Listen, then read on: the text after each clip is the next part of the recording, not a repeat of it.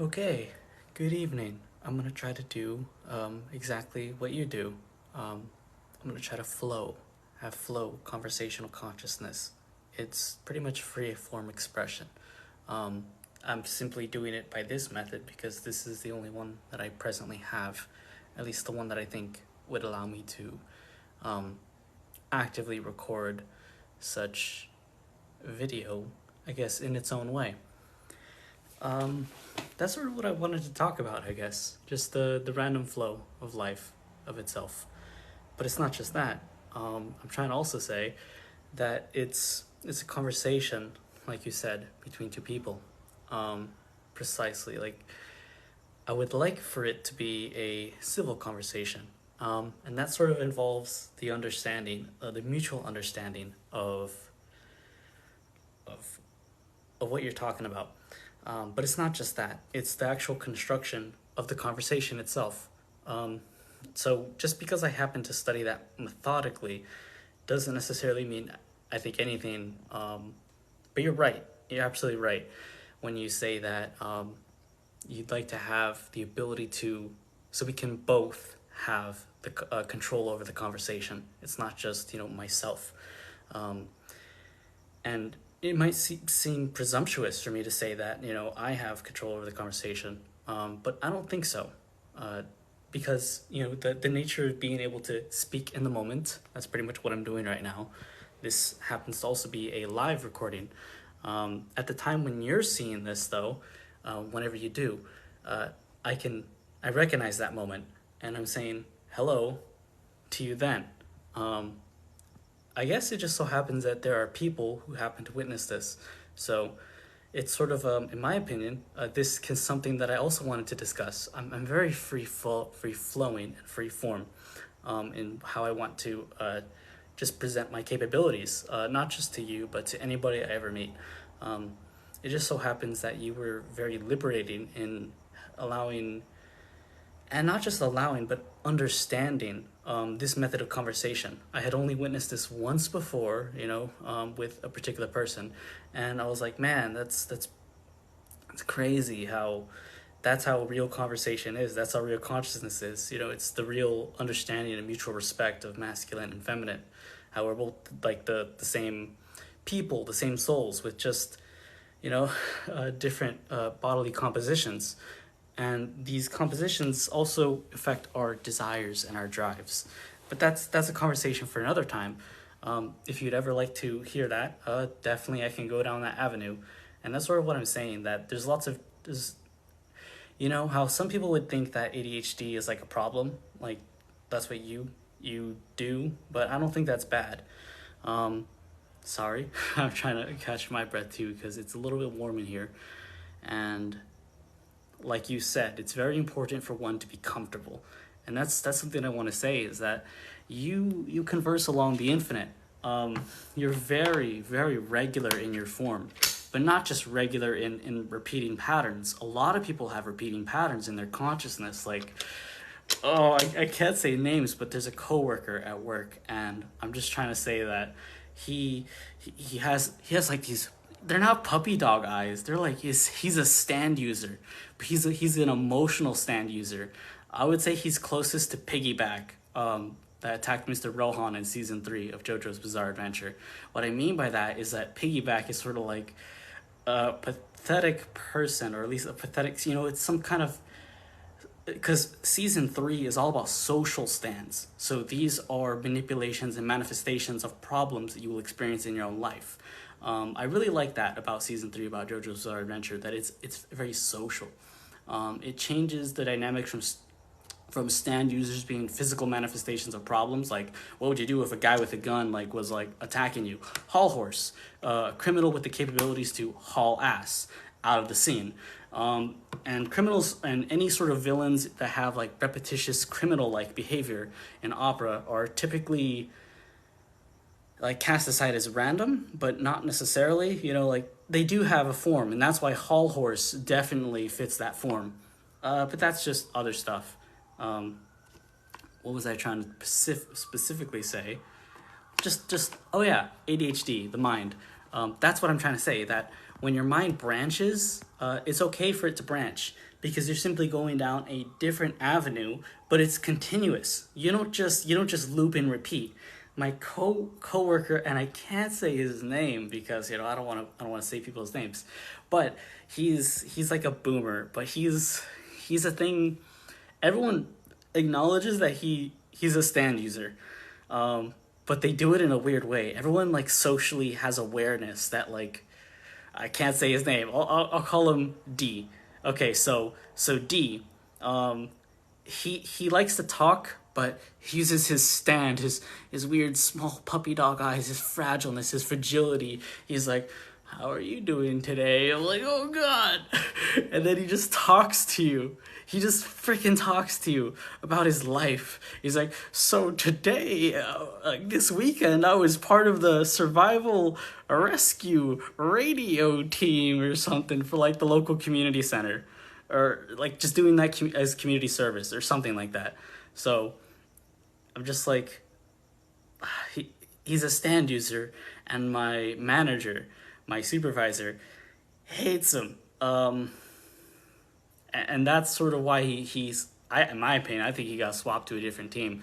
He was also slowing us down in his weird, like, oh man, like he was by the books, but he was by the books in a way that was like, I could tell, and I don't want to say this, but it's something that is also you can see with stand users, and it's because it's just a conversation between you and me. This is civil in the fact that like I'm not pursuing or trying to have any ulterior motives. That's what I mean by civil conversations. Well, in addition to obviously being able to converse like two intelligent human beings. Yeah, this is all entirely just to you. Um, I find that infinite flow indeed is a conversation. And I'm trying to say that I seen Stone Ocean? I have, and personally I don't like it because it's not a universal opera. It's a specific opera. It breaks away from the format and the design of each JoJo being an incarnation of the suffering of the self. It does have that with the feminine consciousness because it does present the feminine consciousness desire, and like it's interesting. If you have a male prison, then you couldn't really present the sexual theme of like desire and lust that the women still have, that they briefly covered. The I like JoJo's Bizarre Adventure because I didn't expect that scene for Jolene to be doing that in her own cell on like what, day one. But it's not actually day one. It's just meant to skip the reality of prison, the reality of life behind bars, that human beings will seek to do such things in their own privacy, in their moments. Males do the exact same thing in prison. Imagine, and I also like that it include prison like guards being harassing the females. That was also pretty real. I respected that. So yeah, what man, I did not want this to be about live. This is a conversation between you and me. Okay, I'm sorry. Okay, let's get real. um so I'm trying to say to you that this regular conversation that you and I are capable of is just actual how reality works. We have a continuous mind in our heads, and if we don't, then people are kind of full of themselves.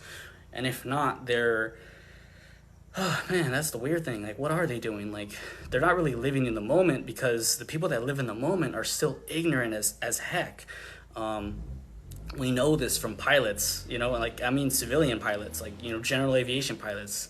Uh, Everyone thinks they're gangster and they try to pull up until their aircraft stops being able to pull up and they start entering a stall. But as soon as you enter that breaking point of the critical point of the stall, then it requires a lot more time and actual like maneuver. Like there's fundamentals of reality that you cannot escape. And so like this stall recovery practice is pretty bad. At least how it's taught. It should be taught more about the survivability. But why am I talking about this? Exactly. No. Okay. So this is what I'm trying to say, Grace. That self-awareness is that conversation. It's that conversational other that you talk about. You're like, well, damn. I think I said your name. Sorry. So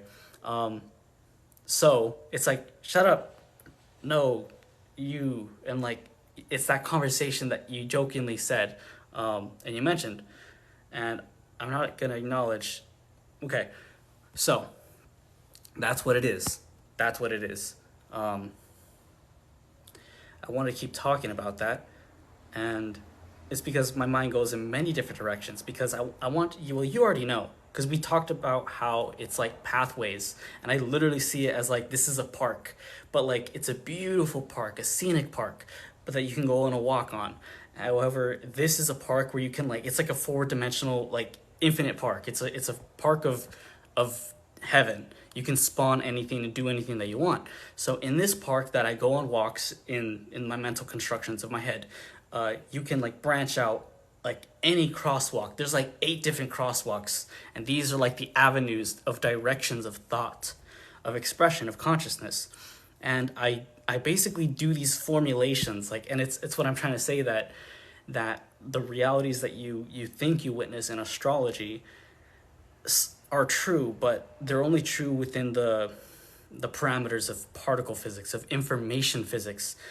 I don't like that we have to call it particle physics, but that's just to reference the origin of that algorithm. But it's not an algorithm, it's an index method.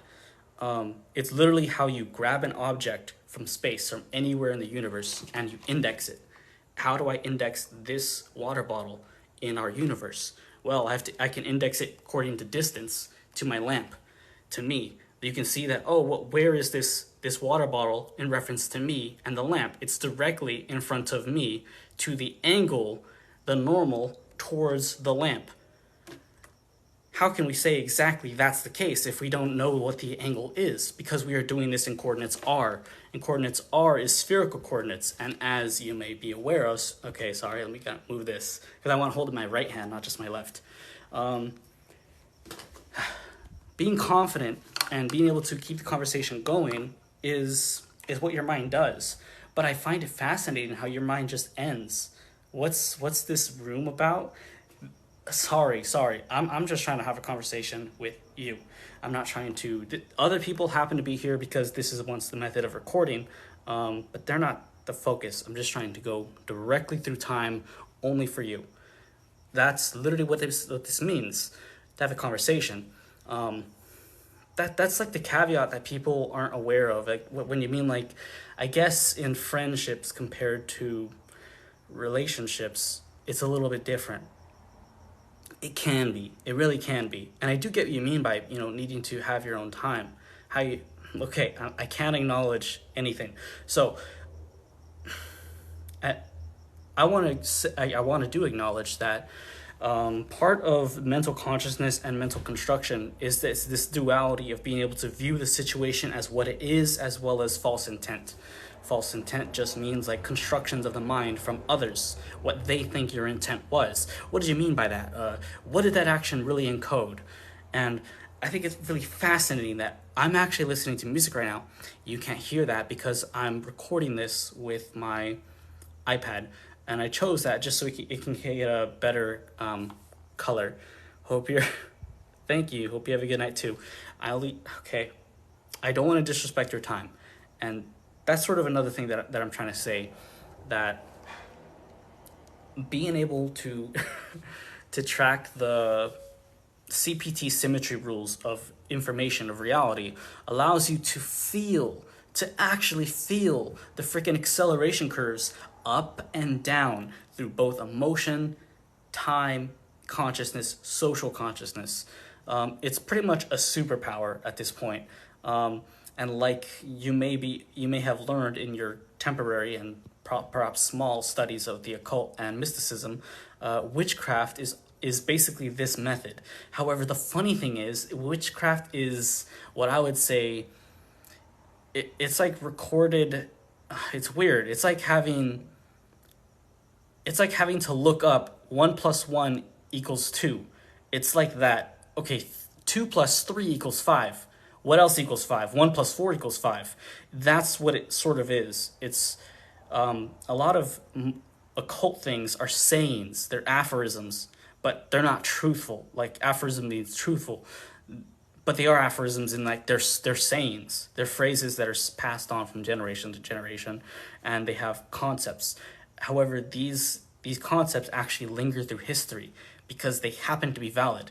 In a way, they're generalizations, but they're generalizations that actually have fundamental aspects, fundamental connections to how reality works. Like there will always be one elevator that is used less than another. There's always going to be pathways that are less traveled for multitude of reasons.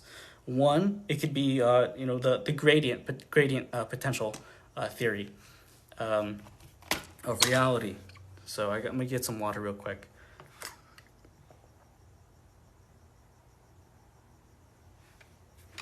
And what I'm trying to say as well is I feel like I know when like conversations or minds would go away, and I feel like that's what your mind does. I think everybody's mind does that instinctively and intuitively. Everyone just like whenever they feel uncomfortable or whenever they feel like nobody's listening, they break away, and you can totally see that moment. And I'm trying to say that. Cheers. That's okay. Okay, I'm just trying to talk to you. So that's what I'm trying to say. What I did right now, that is the method of encoding. That's the true method. So a witchcraft person or an occult person would look at the situation that had occurred and they would use that to write an index. But they write an index and then they try to write characterizations. They're basically solving for the simple solution. They're not solving for the infinite solution. They're not indexing this into history correctly. They're saying male, this age, geographic location. Like it's astrology. It's extra information that is not correct. That's really what we're trying to say, at least what I'm trying to say, that astrology should mean BS. But actual symmetry, we just call it what it is: CPT symmetry, information symmetry, information indexing. I think we should call it indexing or infinite indexing of reality. Whenever you call anything out, whenever you talk about a moment, you specifically, sorry, it's forceful, but I'm trying to find exactly what it is. When I guess part of that is included in when you question yourself. What? Okay. Well, I think my conversation isn't lost. I can always keep going. I just don't know how long it's been, and I'm not sure if you would.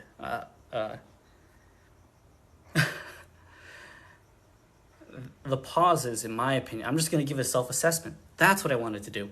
Okay, so I'm going to keep going for as long as I keep feeling at least the admission, the ability to admit the patterns of life that I exist in. So now that I have the ability to write the infinite index, I'm not just going to use the infinite index to index other people as stand users, like, oh, look at his stand, look at their stand. Like, technically, this is a stand as well. I'm a stand user as well. But the cool thing is, I'm not just a stand user. I'm not a finite stand user. I am a card. I'm a card of the tarot.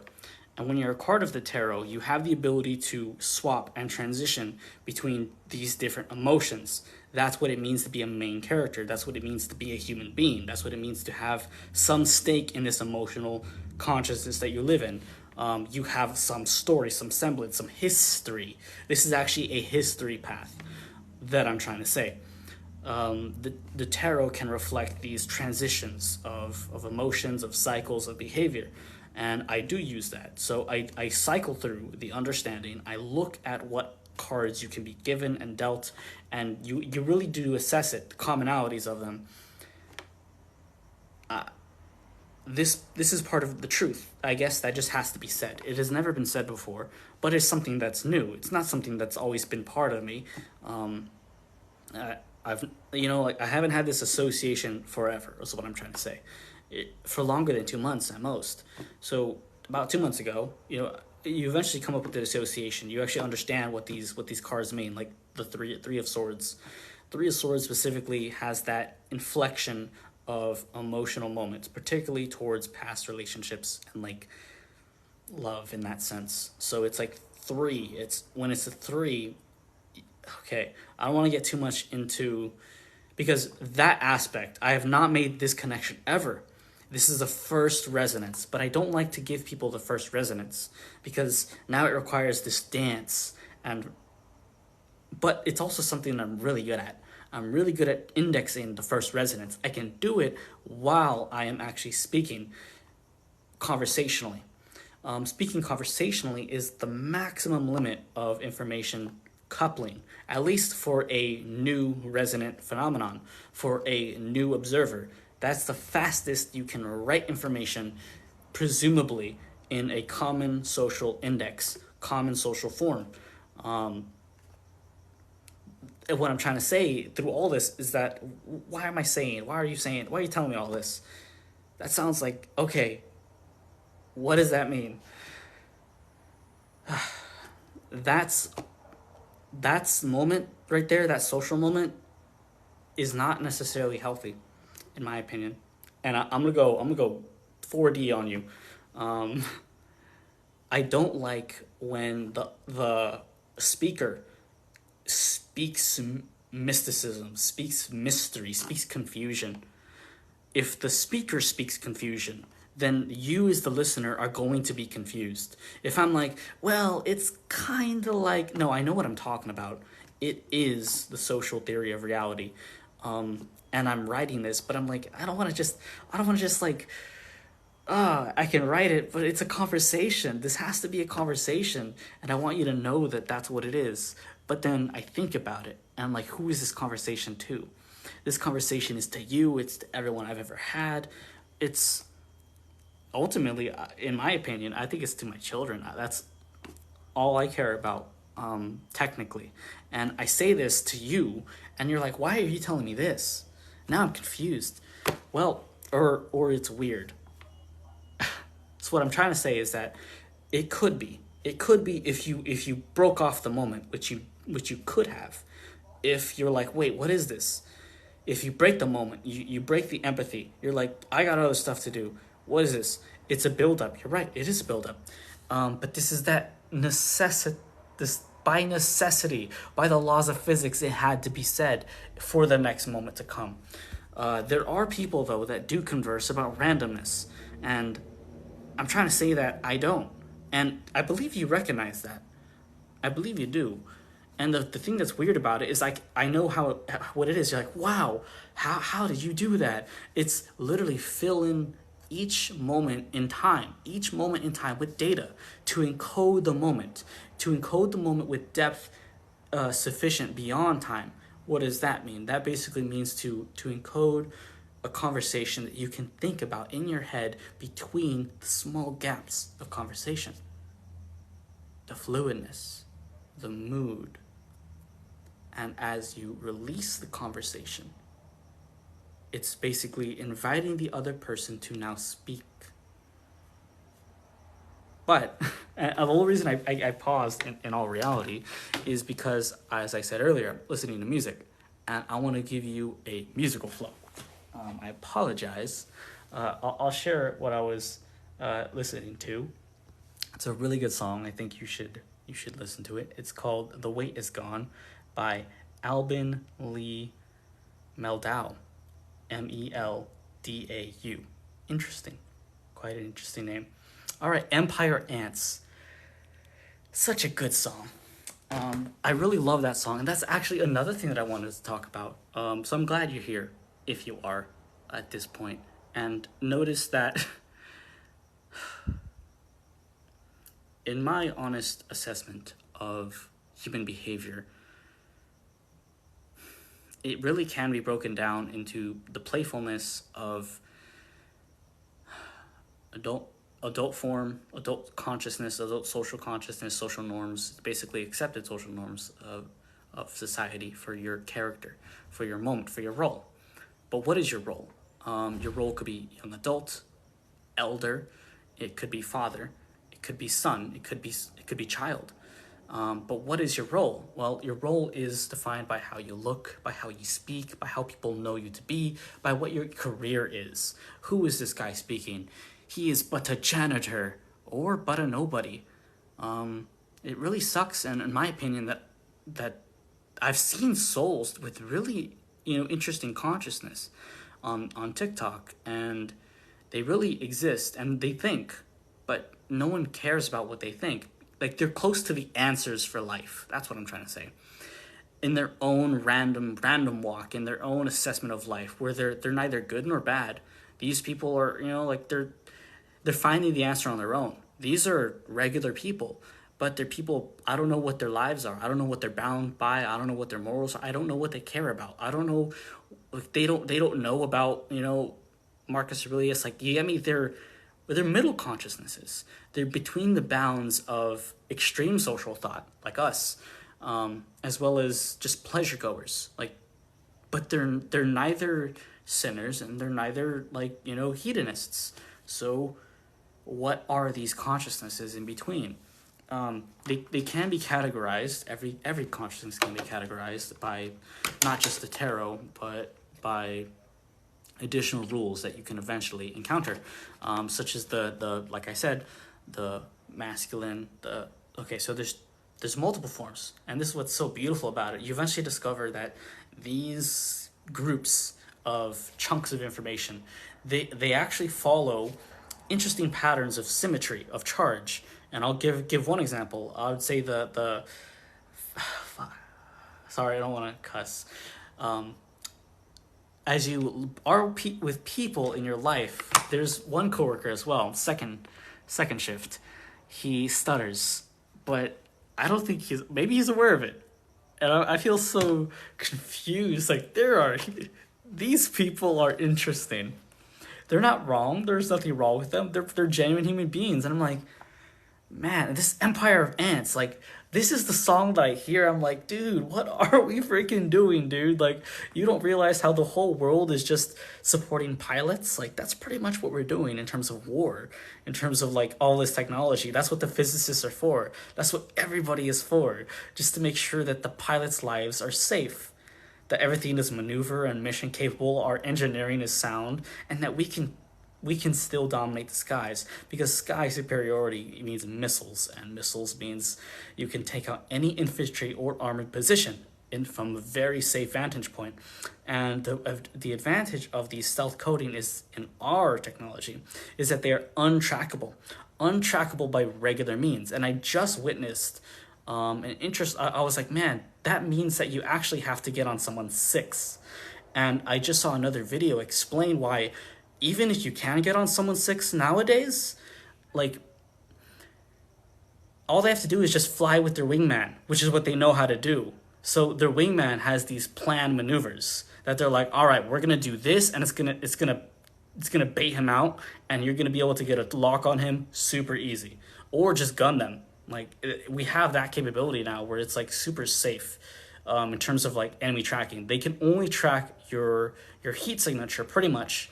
Or your visible actual, visible light signature, which is only available during the day. You don't want to use infrared because for these aircraft, it's mostly their engine exhaust. So with the vectored engines, all you got to do is do that Cobra maneuver and keep their engines downward, and they'll be safe. I don't know why I'm talking about that, because I don't think you're really inclined. At least I don't know. I'm not trying to judge. I don't know what you're into. I guess I'm trying to say that I'm really inclined because it's a passion. I don't like that song. I don't like that song, so I'm just gonna pause it because I'm just gonna let conversation go. Because it's an honest moment, so we're gonna slow it down a bit, and I'm trying to say that I don't like. Sorry, it has indeed lost me, but why? I definitely do, and I could have completed that thought. I'm gonna let it go because I don't think now's the time for that conversation. I've had it before, plenty of times. It's in my head. That's a regularly traveled path. It's accessible to me if I ever want to play Empire of Ants again, but I don't. I just want to, like, get away from that because, like, what I was trying to say. Okay, this is what I was trying to say to you as well. Just because I have these capabilities within me, like, just because I happen to be an engineer, but I'm not just an engineer. I'm a lover too. I'm a soul. I'm an artist. I'm a poet. You know, musician. I'm all of these things. I'm not just a soldier. I'm not just a marine. I'm not just like a someone who's focused on the war effort, or someone who's focused on saving his brothers and stuff. Just because I do like to do engineering for the purposes of ensuring that aircraft are safe, and that we have the technology and the capabilities to basically make to, and that's the purpose of the song Vampire Rants. That what are we doing all this for? I don't think pilotry or these aircraft and these missions should just be excluded for the military. It should be for the capabilities and the extent of what combat flight is. Combat flight is completely different. Um, but back to sort of just a thought about infinite consciousness. I'll leave you on that. We'll end the conversation with the future, what the future is, and what humanity is, um, that I did share with you. And I thought it was interesting how you thought about it too. You're like, man, I wonder what it'd be like for humans to finally live in balance with nature and life. I was like, you know, I thought I was the only one that ever really thought like that. Yeah, then it's like other people do too, but I feel like you really actually considered like, man, this balance, this soul, and then that also came when I told you about the birds, the bird consciousness, and I'm like, wow, this is beautiful. Like, I'm not just chirping. I'm not just chirping into the wind like beep beep beep beep. Look at me. Like, I could chirp.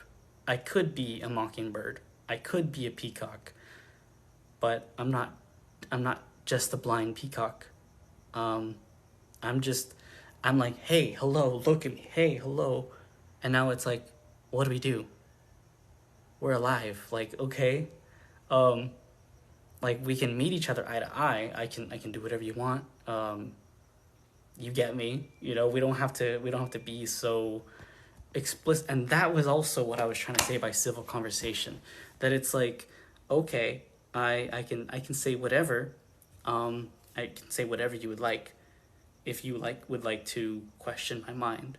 But it's sort of interesting because it's like, why is it that these perusals, that these allowances of like anything typically come with the association of romance, like you said as well. Like, it seems different with romantic relationships though. But I'm not trying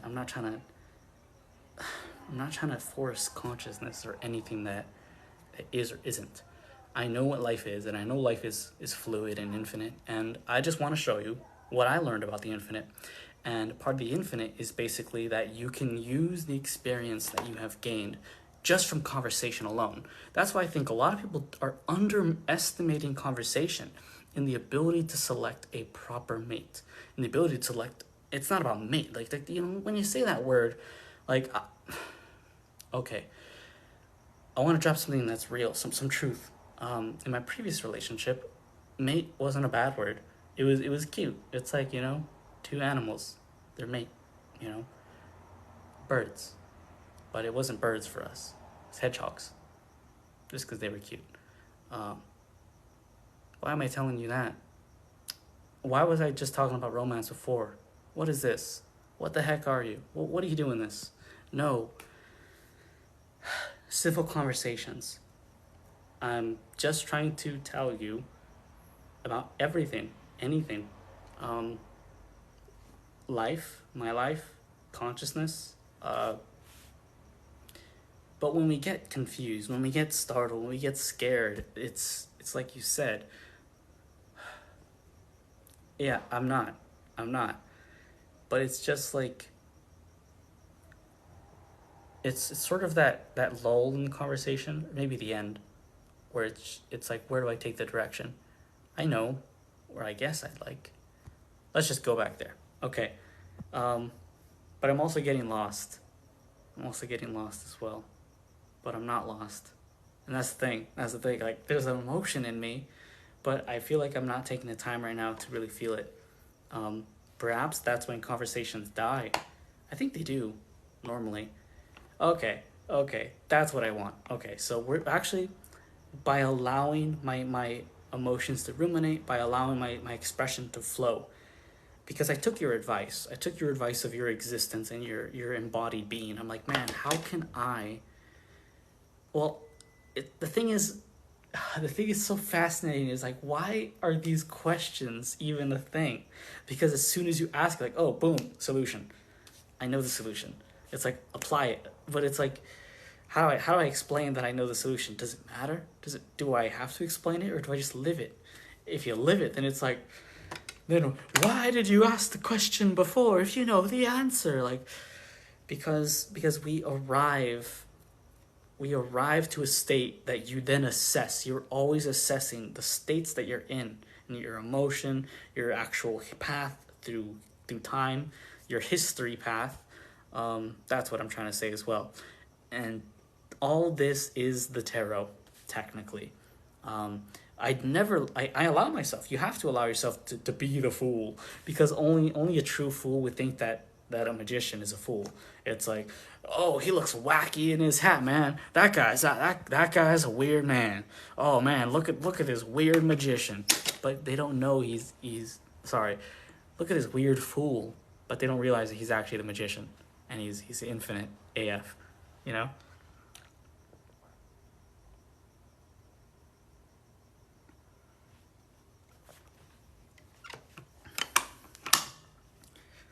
I'm just gonna. I'm kind of. I would really love to say this just because I think it'd be nice to be controversial, but no, that got me without lives for a little bit. So, I will say Buddhism, Confucianism, Hinduism, Judaism, not Islam, Christianity, but not Christianity, which is interesting. So, not Islam, just outright.